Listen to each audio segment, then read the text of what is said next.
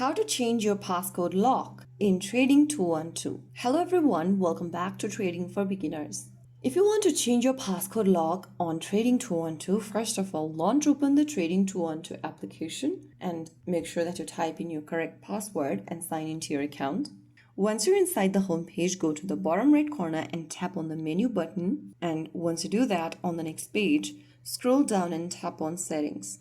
Inside Settings, select Privacy and Security on the left and tap Passcode Lock. Click on Change Passcode and enter your current passcode first and type in the new passcode once again that you want to change to. Now, confirm the new password by retyping it again and your passcode has been changed. So there you have it. You can easily change your passcode anytime you want by following these steps. If you found the video helpful, don't forget to like, share, and subscribe to our channel. I will see you again in the next video. Thank you for watching.